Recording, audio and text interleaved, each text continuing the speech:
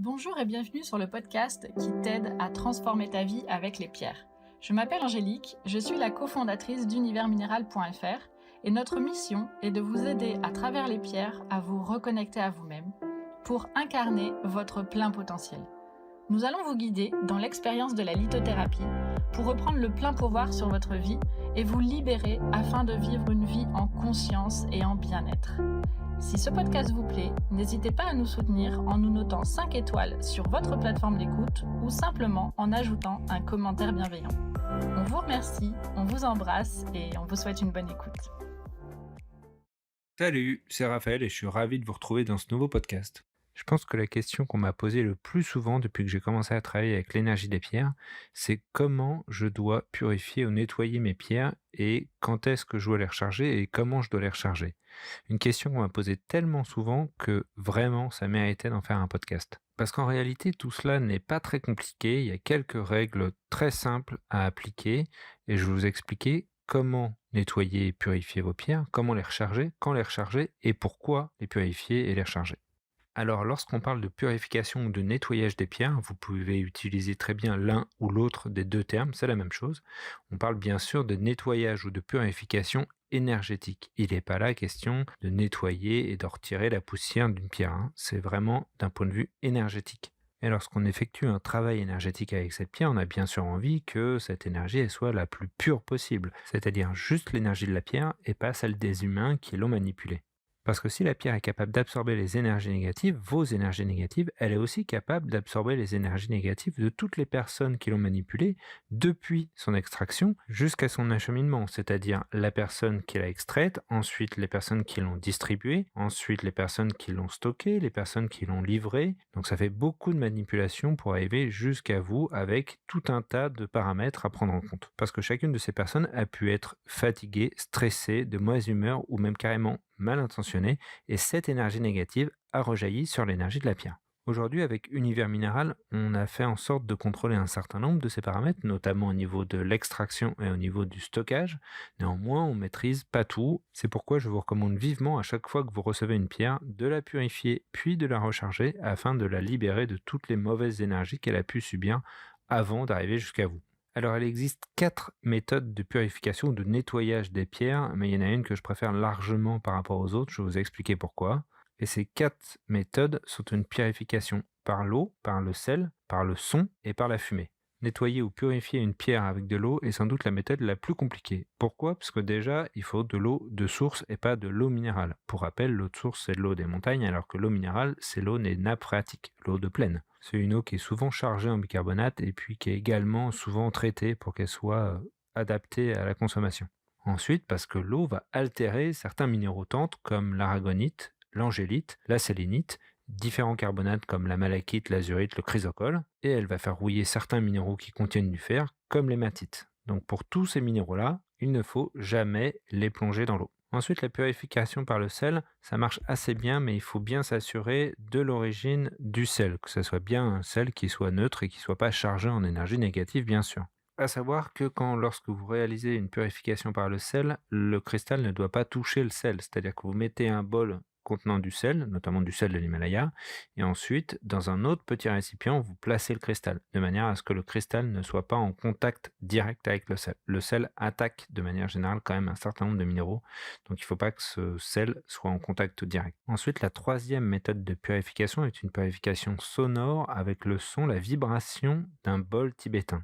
Vous pouvez également réaliser cette purification avec un bol en cristal. C'est en général plus simple d'utilisation et le son est un petit peu plus long. Par contre, il est plus fragile, donc il faut faire attention.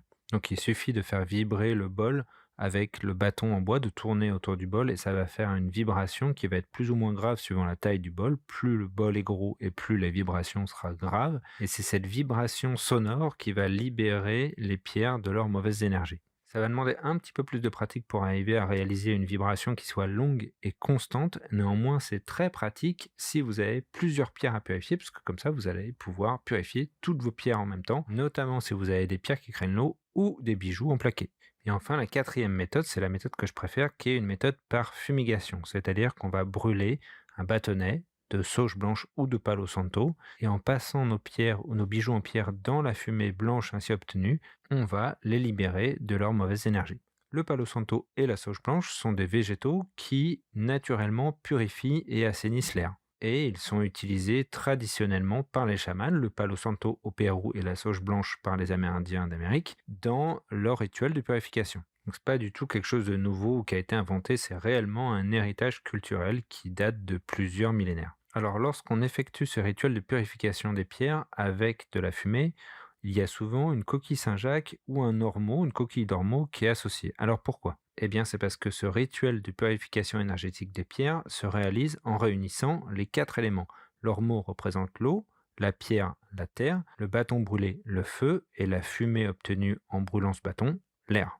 Ce rituel se réalise dans l'ordre. On va d'abord brûler un bâtonnet de sauge blanche ou de palo santo pendant au moins une trentaine de secondes, de manière à ce que la flamme, une fois qu'on l'éteint, ça laisse une petite braise.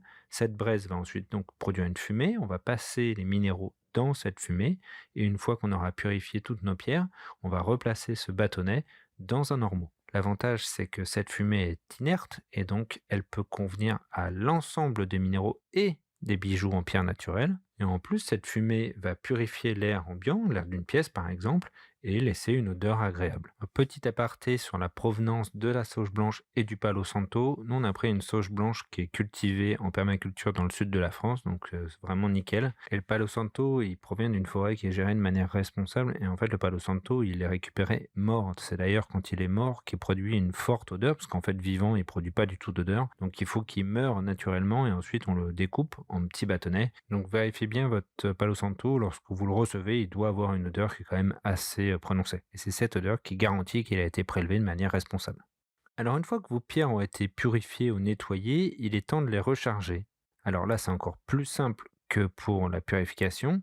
Vous pouvez les recharger à l'aide du soleil ou de la lune. En fait, il y a des pierres qui vont avoir une affinité avec le soleil et d'autres avec la lune.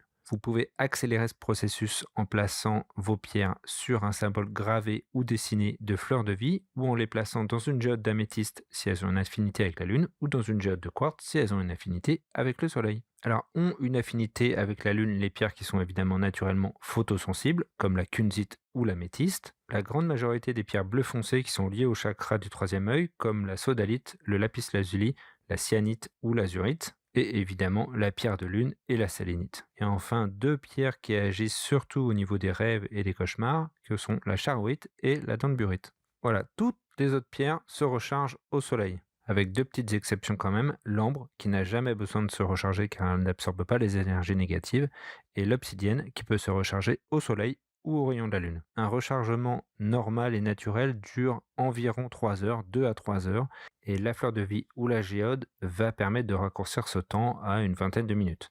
Pour recharger vos pierres, elles n'ont pas besoin d'être placées soit à la pleine lune, soit sous un soleil direct, il suffit que ce soit de la lumière naturelle du soleil ou la lumière naturelle de la lune.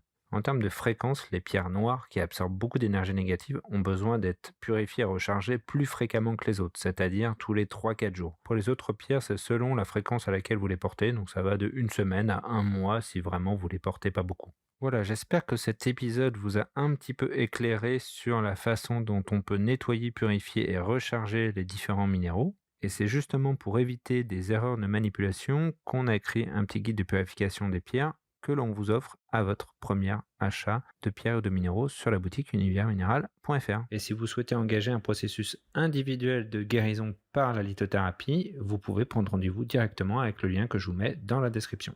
Je vous remercie de m'avoir écouté. Si ce podcast vous a plu, n'hésitez pas à nous mettre un petit 5 étoiles sur votre plateforme d'écoute préférée. Et si vous avez des questions, posez-les en commentaire, nous en répondrons toujours avec plaisir. Je vous dis à bientôt.